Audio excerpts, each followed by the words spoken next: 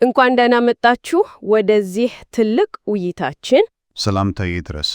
ዛሬ የዩቲዩብ ቪዲዮ አዘጋጀት መመሪያ ከሚለው መጽሐፍ ውስጥ ስለ ዩቲዩብ ስኬት ሚስጥሮች እንወያያለን። አዎ፣ ዓላማችን እንግዲህ ውጤታማ የዩቲዩብ ይዘት ለመፍጠር የሚያስችሉ ቁልፍ ስትራቴጂዎችን መረዳት ነው። ምንጩ ደግሞ ቪዲዮ መስራትን ከምግብ ማብሰል ጋር የሚያመሳስለው ያችን የቤንጂን ላዛኛ ታሪክ እየጠቀሰ በጣም ደስ የሚል ንጽጽር ነው። እውነት ነው። ልክ ምግብ ስናበስል የሆነ ነገር እንደሚጎድል ወይም እንደምናበላሸው ሁሉ በቪዲዮ ዝግጅትም ያው ነው። ዋናው ቁም ነገር ግን መጽሐፉ እንደሚለው ሂደቱን መረዳትና በቃ መለማመድ ነው፣ ከስህተት መማር። ልክ ነው። እና ዩቲዩብ ራሱ ልክ እንደ ምግብ ተቺዎች እንደማለት ነው፣ ቪዲዮዎችን የሚመዝንበት የራሱ መለኪያ አለው። ያንን ማወቅ በጣም አስፈላጊ ነው። በጣም እስኪ እንግዲያው ምንጩ ላይ የተጠቀሱትን የዩቲዩብ ዋና ዋና መለኪያዎች እንያቸው። የመጀመሪያው ክሊክ ስሩ ሬት ሲቲአር የሚሉት ነው። አዎ፣ ሲቲአር ምንጩ ይሄንን የቪዲዮ ማስታወቂያ ነው የሚለው። ሰዎች ጥፍር ምስሉን ያው ታምኔሉንና ርዕሱን አይተው ምን ያህል ክሊክ አደረጉ የሚለውን ነው። እና ማራኪ ርዕስና ታምኔል ከሌለ ምንም የቪዲዮ ይዘት ጥሩ ቢሆን የመታየት እድሉ በጣም ይቀንሳል ነው የሚለው። በትክክል ያው መጀመሪያ የሚታየው እሱ ነው፣ ፈርስት ኢምፕሬሽን የሚባለው ነገር። ልክ ነው። ያ ከተሳካ ደግሞ ቀጥሎ ያለው መለኪያ ይመጣል። እሱም አቨሬጅ ቪው ዱሬሽን ኤቪዲ። አዎ ኤቪዲ። ይሄ ደግሞ ተመልካቾች በአማካይ ቪዲዮን ለምን ያህል ደቂቃ አዩት የሚለውን ይለካል። ያው ምንጩ ይህንን ደግሞ ከምግቡ ጣዕም ጋር ነው የሚያመሳስለው። እሺ፣ ተመልካቹን መሳብ ብቻ አይደለም፣ ማቆየት፣ እንዲደሰትበት ማድረግ እና ደቂቃዎች በጣም ወሳኝ ናቸው። ምክንያቱም ዩቲዩብ ሰዎች እዛው ፕላትፎርሙ ላይ እንዲቆዩ ነው የሚፈልገው። ስለዚህ ኤቪዲ የቆይታ ጊዜን ሲለካ፣ ቀጣዩም ደግሞ ያዩት የቪዲዮ መጠን ላይ ነው የሚያተኩረው። እንደዛ ነው? አዎ በትክክል። እሱ ደግሞ አቨሬጅ ፐርሰንቴጅ ቪውድ ኤፒቪ ይባላል። ኤፒቪ። አዎ ይሄ ከጠቅላላው የቪዲዮ ርዝመት ውስጥ ምን ያህል ፐርሰንት ታየ የሚለውን ነው። ከኤቪዲ የሚለየው ምንጩም ደግሞ እንደሚለው የቪዲዮን ርዝመት ግምት ውስጥ ያስገባል። እንዴት ማለቴ? ለምሳሌ ረጅም ቪዲዮ ላይ ብዙ ደቂቃ ታይቶ ዝቅተኛ ኤፒቪ ሊኖር ይችላል። አጭር ቪዲዮ ላይ ደግሞ ጥቂት ደቂቃ ብቻ ታይቶ ከፍተኛ ኤፒቪ ሊኖር ይችላል። እሺ ገባኝ። አራተኛውና ምንጩ በጣም ትኩረት የሚሰጠው ደግሞ አለ፣ አቨሬጅ ቪውዝ ፐር ቪወር ኤቪፒቪ። ኤቪፒቪ? አዎ ይሄ አንድ ተመልካች በአማካይ ስንት ቪዲዮዎችን ከቻናሉ በተከታታይ ያያል የሚለውን ይለካል። ይህ እንግዲህ የዩቲዩብ የመጨረሻ ግብ ነው፣ የተመልካች ታማኝነት፣ ተከታታይ እይታ። ምንጩ ደግሞ ይህንን ደንበኛ ወደ ምግብ ቤት ደጋግሞ እንዲመታ እንደማድረግ ነው ቢቆጥረው። በጣም ግልጽ ነው። በቃ ዩቲዩብ ምን እንደሚፈልግ ቁልጭ አድርጎ ያሳያል። እሺ አሁን ወደ ስኬታማ የቪዲዮ አሰራር ራሱ እንምጣ። እሺ ምንጩ ልክ እንደ ምግብ አሰራር 4 ዋና ዋና ግብዓቶች አሉት ይላል። መጀመሪያው ትልቅ ሐሳብ ወይም ቢግ አይዲያ ነው። ቢግ አይዲያ? አዎ የቪዲዮ ማዕከላዊ ጭብጥ ነው፣ በርዕሰ ጉዳዩና በታምኔሉ የሚገለጸው። ምንጩ ከፊልም ሎግላይን ጋር ያመሳሰለዋል። አጭር መግለጫ ማለት ነው። ለምሳሌ የማትሪክስ ፊልም አንድ ጠላፊ እውነቱ የኮምፒውተር ማስመሰል መሆኑን ይረዳል የሚል አይነት ሐሳቡ መጀመሪያውንም መሳጭ መሆን አለበት። ልክ ነው። ቀጥሎ ያለው መንጠቆ ወይንም ሁክ የሚባለውስ እሱ እንዴት ነው የሚሰራው? ሁክ ማለት እንግዲህ በመጀመሪያዎቹ ጥቂት ሰከንዶች የተመልካችን ትኩረት መያዝ ነው። በቃ ወዲያው ምንጩ ከምግብ በፊት እንደሚቀርብ አጓጊ አፒታይዘር ወይንም ከሪያሊቲ ቲቪ ሾው መጀመሪያ ላይ ከሚታዩ ምርጥ ትዕይንቶች ጋር ያመሳስለዋል። ዋናው ዓላማው ተመልካቹ ዋው ይሄንማ ማየት አለብኝ ብሎ እንዲጓጓ እስከ መጨረሻው እንዲከታተል ማድረግ ነው። ትኩረታቸውን እዛው ካልያዘ አብዛኛው ሰው ጥሎ ይሄዳል። ያ ማለት የመጀመሪያዎቹ ሰከንዶች በጣም ወሳኝ ናቸው። እጅግ በጣም። እሺ መንጠቆ ከተሳካ ወደ ዋና ይዘት ኮር ኮንቴንት እንደርሳለን። ይሄ ዋናው መልእክት የሚተላለፍበት ቃል የገባነውን ነገር የምንሰጥበት ክፍል ነው። አዎ ዋናው ምግብ ማለት ነው። ልክ ነው። ምንጩ እንደሚለው ርዝመቱ ሊለያይ ይችላል፣ ግን በተለይ ለጀማሪዎች መጀመሪያ ላይ አጭር ያሉ ቪዲዮዎች የተሻለ ሊሆኑ ይችላል ይላል። ዋናው ነገር ፍጥነት እና ጠቃሚ መረጃ መስጠት ነው። ያው ልክ እንደ ላዛኛው ምግብ ጣፋጭ እና አርኪ መሆን አለበት። የመጨረሻውስ ግብአት ምንድን ነው? የመጨረሻውና ብዙ ጊዜ ሊዘነጋ የሚችለው ፈጣን ሽግግር ወይም ኩዊክ ትራንዚሽን ነው። ፈጣን ሽግግር? አዎ ምንጩ እንደሚለው ቪዲዮ ሊያልቅ ሲል ተመልካቾችን በቀጥታ ወደ ሌላ ተዛማጅ ቪዲዮ መምራት ያስፈልጋል። እንዴት ነው የምንመራው? የዩቲዩብ ኤንድ ካርድስ የሚባሉትን በመጠቀም ይህ ልክ አንድ ቁርስ ምግብ ካለቀ በኋላ ቀጣዩን እንደማቅረብ ነው። ዋና ዓላማው ደግሞ ቅድም ያልነውን ኤቪፒቪ እርሱን መጨመር ነው። ተመልካቾች በቻናሉ ላይ ተጨማሪ ቪዲዮ እንዲያዩ ማድረግ። በጣም ጥሩ። እነዚህ 4ቱ ዋና ዋና ግብአቶች ናቸው። ግን ምንጩ ደግሞ እነዚህን የሚያጣፍጡ ቅመሞችም አሉ ይላል። አሉ። ልክ ነሽ። እነዚህ ተጨማሪ ነገሮች ናቸው። ለምሳሌ ተጨማሪ ምስሎች፣ ያው ቢሮል የሚባሉት፣ ጥሩ የቪዲዮ አርትዖት፣ ማራኪ የካሜራ ፊት ለፊት አቀራረብ፣ በቂ ዝግጅት ማድረግ፣ አጠራርጎ ነጥቡን መምታት፣ አንዳንድ ጊዜ ቀልድ መጠቀም። ሙዚቃና ድምፅ ተጽዕኖችም አሉ መሰለኝ። በትክክል ሙዚቃና የድምፅ ተጽዕኖዎች በአግባቡ መጠቀም። እነዚህ ሁሉ የቪዲዮውን አጠቃላይ ጥራትና ተመልካች ላይ የሚኖረውን ስሜት ያሳድጋሉ። ልክ በምግብ ላይ እንደሚጨመሩ ቅመሞች ናቸው። ለመሻሻል ማለም ያስፈልጋል ይላል። ለመጀመሪያዎቹ ቪዲዮዎች ምናልባት ምርት ላይ ሆኑ ይችላሉ። በፍጹም ዋናው ነገር መጀመርና ከሂደቱ መማር ነው።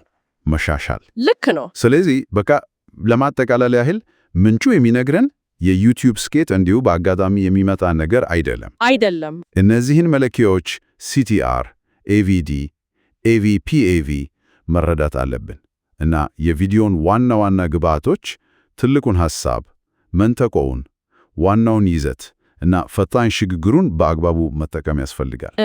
ልክ እንደ ላዛኛ አሰራር ሁሉ ያው ልምምድና ትዕግስት በመጨረሻ ውጤት ያመጣሉ። በጣም ጥሩ ማጠቃለያ ነሽ። ግልጽ ነው። ግን እኮ አንድ የመጨረሻ የማሰቢያ ነጥብ ላንሳ። እነዚህን ሁሉ መለኪያት እና የአሰራር ዘዴዎች መከተል በጣም አስፈላጊ ነው። የዩቲዩብን አልጎሪዝም ለማስደሰት ቪዲዮዎቻችን እንዲታዩ ለማድረግ ወሳኝ ነው። አዎ አስፈላጊ ነው።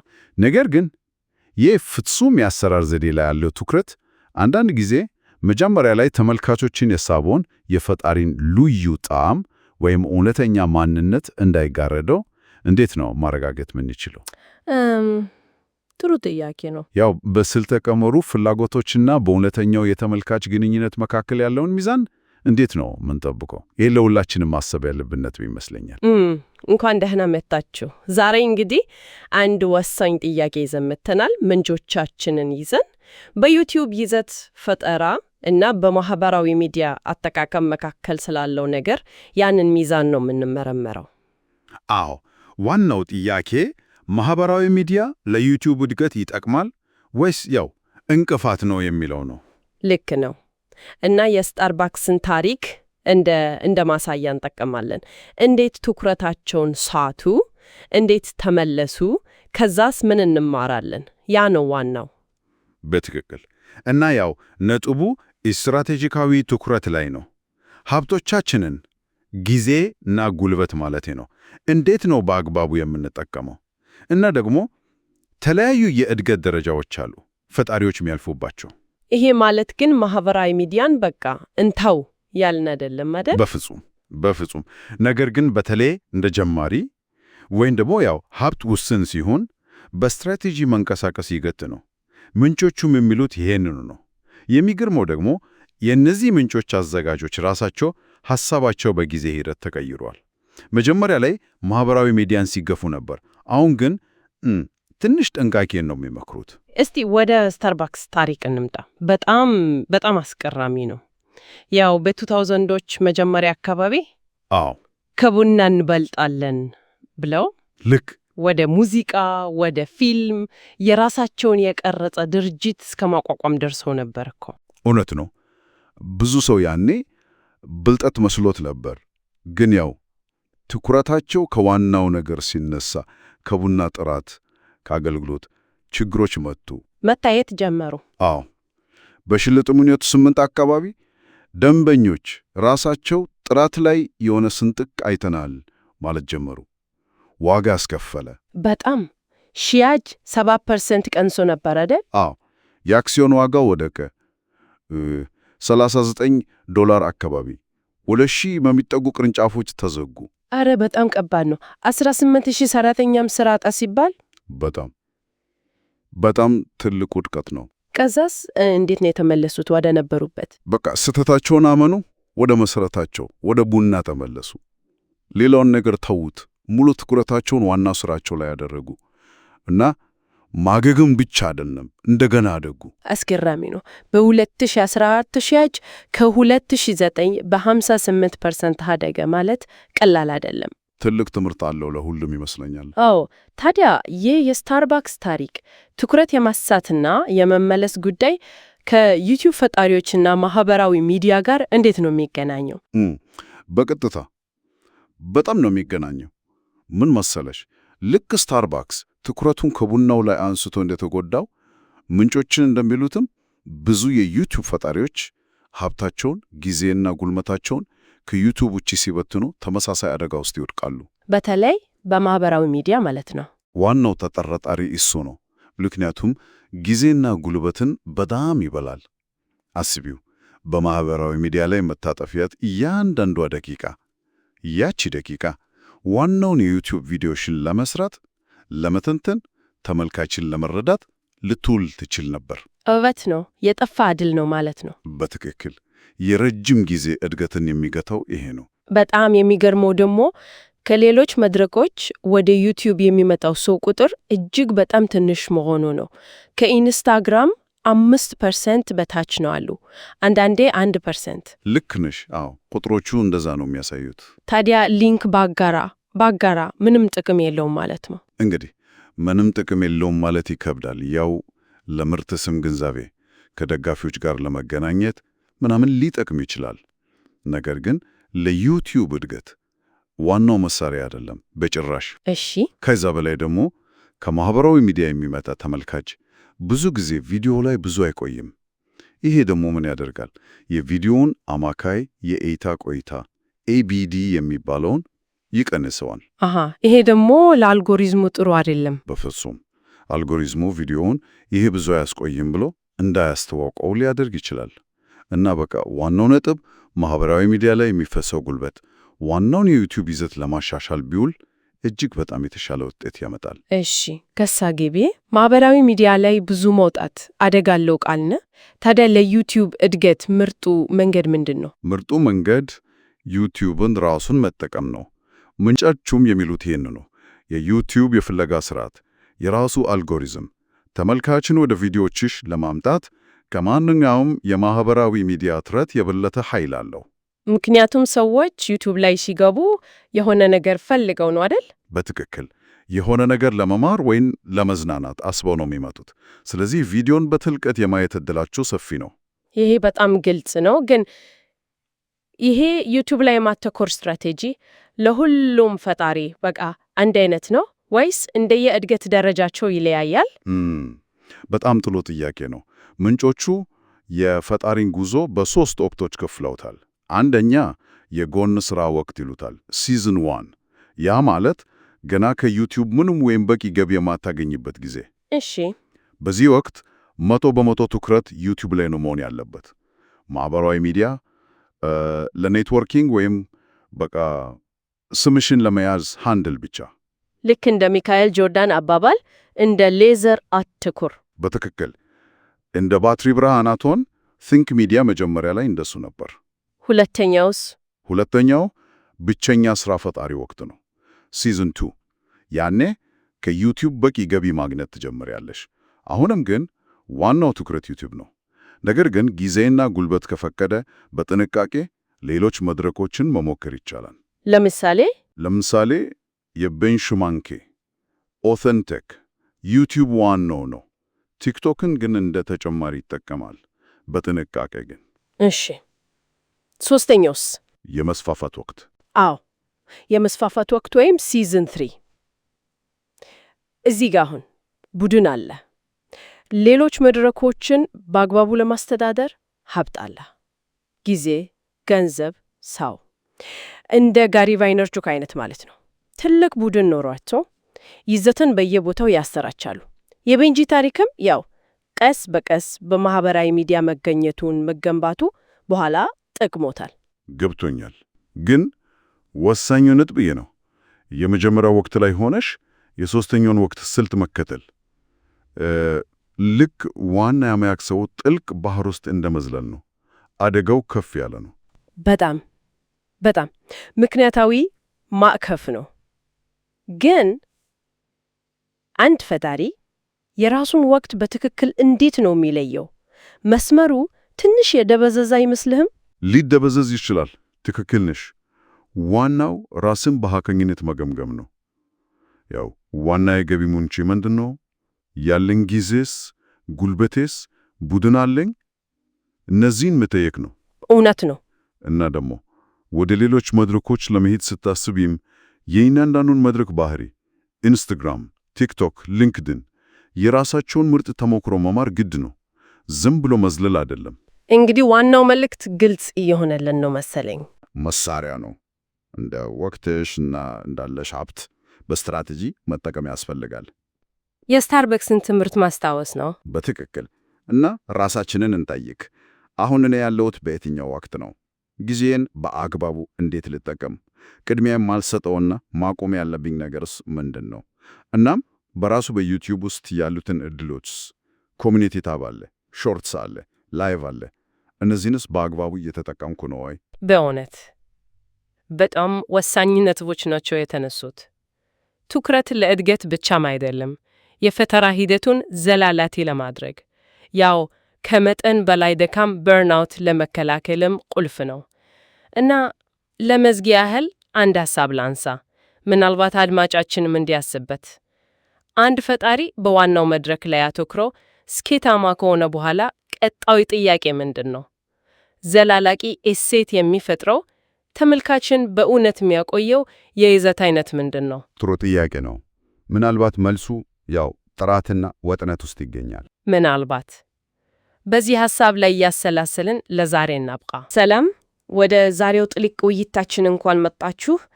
ዛሬ በደንብ የምናየው በዩቲዩብ ላይ ስለምንለቃቸው ቪዲዮዎች የረጅም ጊዜ ሕይወት ነው። ይዘቶቻችን ከወራት ምናልባትም ከዓመታት በኋላም እንዴት ተደራሽ ሆኖ ሊቆዩ ይችላሉ? ያ ነው ጥያቄው። እና ተለያዩ ምሳሌዎችን ይዘን ቀርበናል፣ የዩቲዩብን የመፈለጊያ ኃይል የሚያሳዩ። እጅግ በጣም ወሳኝ ነጥብ ነው ያነሳሽው። ብዙ ጊዜ ሰዎች ዩቲዩብን እንደ ያው መዝናኛ ብቻ ነው የሚያዩት። ግን እኮ ከጎግል ቀጥሎ ሁለተኛው ትልቁ የመረጃ መፈለጊያ መድረክ ነው። እውነት? ከሌሎቹ ሁሉ በላይ? አዎ፣ እንደ ቢንግ፣ ያሁ፣ ኤኦኤል፣ ask.com እነዚህን ሁሉ ብትደምሪያቸው ዩቲዩብ ላይ የሚደረገው ፍለጋ ይበልጣል። ይሄ ለይዘት ፈጣሪዎች ትልቅ ዕድል ነው ማለት ነው። ይሄ እንግዲህ መገኘት ወይም በእንግሊዘኛው discoverability የምንለው ነገር ቁልፍ ነው ማለት ነው አይደል? በትክክል። ምንድን ነው ሲባል በቀላሉ ለማስረዳት አንድ ሰው መረጃ ሲፈልግ ያው ከቪዲዮዎች ጋር የሚገናኝ ነገር ሲፈልግ ማለት ነው። ያ ቪዲዮ በፍለጋ ውጤቶች ላይ መጀመሪያ ላይ እንዲመጣ ወይም ደግሞ የሚመከሩ ቪዲዮዎች ዝርዝር ውስጥ ከፍ ብሎ እንዲታይ ማድረግ ነው። አሃ፣ ዋናው ዓላማው ትክክለኛውን ተመልካች በትክክል ትክክለኛውን ይዘት በቀላሉ እንዲያገኝ መርዳት ነው። በጣም ደስ የሚል ምሳሌ አለ። የቤንጂ የማብሰያ ቻናል እዛ ላይ ከ7 ዓመት በፊት የተጫነ የስቶቭ ታፕ ፖፕኮርን ቪዲዮ አሁንም በቀን ወደ 936 እይታ ያገኛል። በጣም የሚገርም ነው። በዓመት ከ340 ሺህ በላይ ማለት እኮ ነው። በጠቅላላው ከ2 ሚሊዮን እይታዎች በላይ ያለው ይህ የረጅም ጊዜ መገኘት የሚባለውን ኃይል ነው የሚያሳየው። ቪዲዮ ዝም ብሎ አይሞትም ማለት ነው። የሴን ምሳሌዎችም አሉ። ርካሽ ካሜራዎች ለዩቲዩብ የሚለው ቪዲዮ ከ2.8 ሚሊዮን በላይ እይታ አለው። ዋው! አማዞን ፕራይም ምንድን ነው የሚለው ቪዲዮ ደግሞ ያው ዝም ብሎ እይታም ገቢም ይስገኘለት ነው፣ በአማዞን ምዝገባ ቦነስም ጭምር። ቲንክ ሚዲያ የሚባለው ቻናል ደግሞ በየሰዓቱ 6000 እይታ። አዎ፣ በጣም ትልቅ ቁጥር ነው። እነዚህ ምሳሌዎች እንግዲህ የፍለጋን ኃይል ያሳያሉ። እና ይሄን ኃይል ለመጠቀም መጀመሪያው እርምጃ ምንድን ነው? ቪዲዮ ኤስኢኦ ወይስ የፍለጋ ሞተር ማሻሻያ ላይ ማተኮር ነው? በትክክል እዛ ላይ ነው ትኩረት መደረግ ያለበት። ዋናዎቹ ነገሮች ምንድን ናቸው? አንደኛ የቪዲዮ ርዕስ፣ ሁለተኛ አይን የሚስብ ትፍራከል፣ ያው ተምኔል የምንለው። ተምኔል በጣም አስፈላጊ ነው አይደል? ሰው ክሊክ እንዲያደርግ በጣም እሱ ነው የመጀመሪያውን ስሜት የሚፈጥረው። ያ ደግሞ ለአልጎሪትሙ ጥሩ ምልክት ይሰጣል። ሌላው ተመልካችን ይዞ የሚያቆይ ይዘት እና ከሁሉም በላይ ደግሞ ሰዎች በትክክል የሚፈልጉት የቪዲዮ ርዕስ መምረጥ። እሺ፣ ሰዎች የሚፈልጉትን ርዕስ እንዴት ነው የምናውቀው? ያው አንዱ በጣም ቀላል ዘዴ ዩቲዩብን የፍለጋ ሳጥን መጠቀም ነው። የሆነ ቃል መትየብ ስትጀምሪ ዩቲዩብ ራሱ ሐረጎችን ይጠቁምሻል አይደል? ኦቶ ኮምፕሊት ሰጀሽንስ የምንላቸው። አዎ። እነዛ ሰዎች በብዛት የሚፈልጓቸውን ነገሮች ያሳዩ። ለምሳሌ ቤከን እንዴት ብለሽ ብትጀምሪ ማብሰል ይቻላል በምጣድ ማብሰል ምናምን የሚል ይመጣል። ገባኝ። ያ ማለት ለምሳሌ ቁርስ ነክ ቪዲዮ ብንሰራ ስለ ሁሉም በአንድ ከምናወራ ስለ ቤከን አሰራር ለብቻ፣ ስለ ብርቱካን ጭማቂ ለብቻ፣ ስለ እንቁላል አሰራር ለብቻ እንዲህ አይነት ነገር መስራት ይሻላል ማለት ነው፣ ለተወሰኑ ፍላጎት መልስ ለመስጠት። በትክክል በጣም የተሻለ ነው። ያኔ ቪዲዮሽ ለሳ ኮንክሪት ፍላጋ መልስ ይሆናል። ከዚያ የቪዲዮን ርዕስ መግለጫ መለያዎች የምንላቸውን ሰዎች ከሚፈልጉት ቁልፍ ቃል ጋር ማስተካከል። ዩቲዩብ እንዲረዳው። ቪዲዮሽ ስለምንድን ነው፣ ለማን ነው የሚጠቅመው የሚለውን ዩቲዩብ በቀላሉ ይረዳል፣ ለትክክለኞቹ ሰዎች ያደርሳል። ያ የቤንጂ ቤከን ቪዲዮ ርዕስ ለምሳሌ ቤከንን ለማብሰል ቀላሉ መንገድ ነው የሚለው ግልጽ ነው። እሺ፣ ወደ ትራፊክ ምንጮች ስንመጣ ደግሞ ቁጥሮቹ በጣም አስገራሚ ናቸው። ከፍለጋና የሚመከሩ ቪዲዮዎች የሚመጣው ትራፊክ ይለያያል አልከኝ። አዎ፣ በጣም ትልቅ ልዩነት ነው።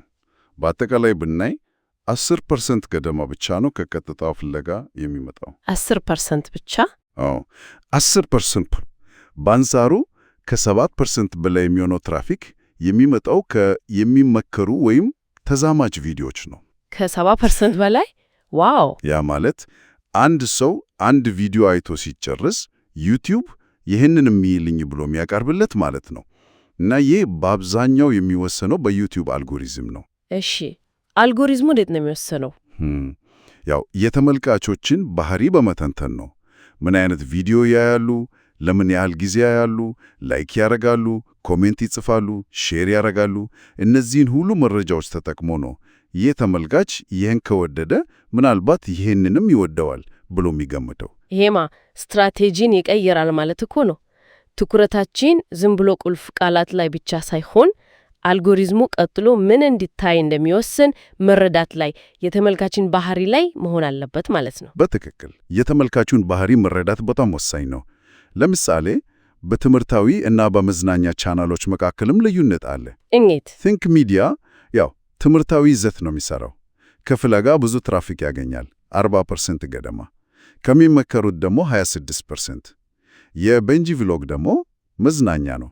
ከፍለጋ 5% ብቻ ነው የሚያገኘው። 5%? አዎ፣ ግን ከሚመከሩት 75% ያገኛል። በጣም ትልቅ ልዩነት ነው። አዎ። ስለዚህ የይዘቱ አይነት የትራፊክ ምንጩን ይወስነዋል። ግባችን ግን ያው ከሁለቱም በአግባቡ መጠቀም መሆን አለበት። በጣም ግልጽ ነው። ይህንን ሁሉ ነገር ግምት ስናስገባ ማመቻቸት ወይም ኦፕቲማይዜሽን የምንለውን ነገር መቼ ነው መጀመር ያለብን? ቪዲዮን ሰርተን ከጫነን በኋላ ነው? በፍጹም ያ ስህተት ነው። ማመቻቸት መጀመር ያለበት ቪዲዮውን ከመቅረጻችን በፊት ነው። ከመቅረጻችን በፊት? አዎ። መጀመሪያ ልንሰራበት ያሰብነው ርዕስ በቂ የፍለጋ ፍላጎት አለው ወይ የሚለውን ማረጋገጥ አለብን። የዩቲዩብ ፍለጋ ሳጥኑን መጠቀም እንችላለን፣ ወይም እንደ ቪድ አይኪው ያሉ መሳሪያዎች። አዎ፣ እነዛ መረጃ ይሰጣሉ አይደል? አዎ፣ ቁልፍ ቃሉ ምን ያህል ይፈለጋል፣ ውድድሩ ምን ይመስላል የሚለውን ያሳያሉ። ከዚያ ርዕሱን እና ጥፍር አክሉን ተምኔል አስቀድመን ማቀድ አለብን እና የምንቀርጸው ይዘት በርዕሱ ቃል የገባለውን ነገር በትክክል ይሰጣል ወይ የሚለውን ማረጋገጥ። ይሄ የኤስኢኦ አስተሳሰብ ቻናሉ ሲጀምር ጀምሮ ባህል መሆን አለበት። ገባኝ።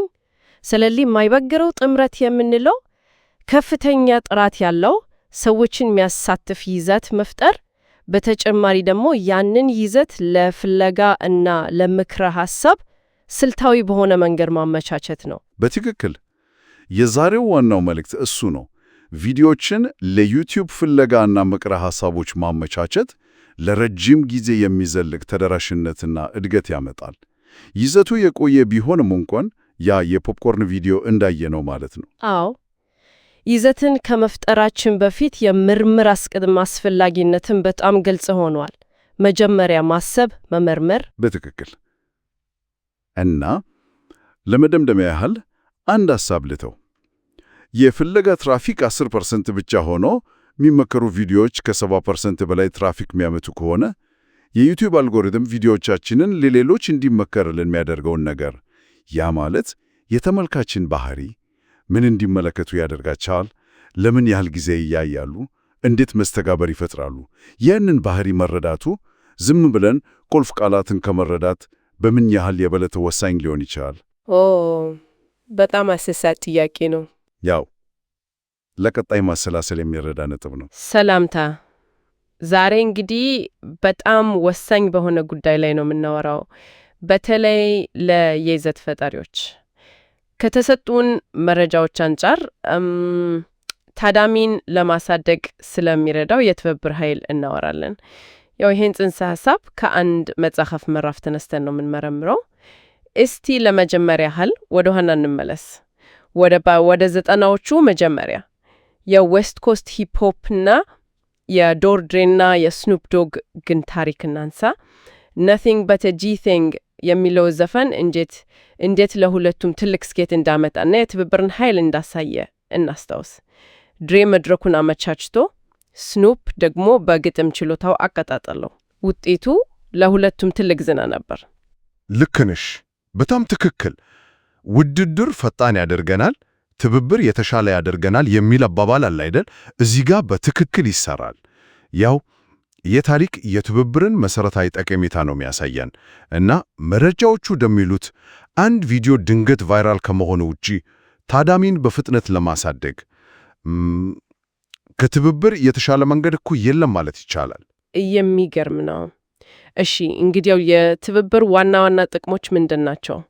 ምንጮቹ 3 ቁልፍ ነገሮችን ይጠቅሳሉ መሰለኝ። አዎ 3 ዋና ጥቅሞች አሉ። አንደኛ ለአዲስ ታዳሚ መጋለጥ ነው። ይህ ግልጽ ነው።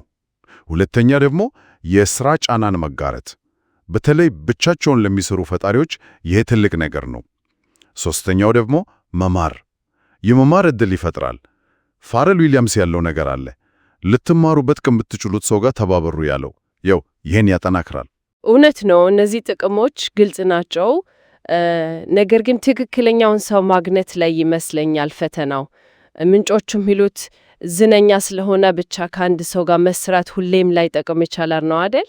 በጣም ወሳኝ ነጥብ ነው።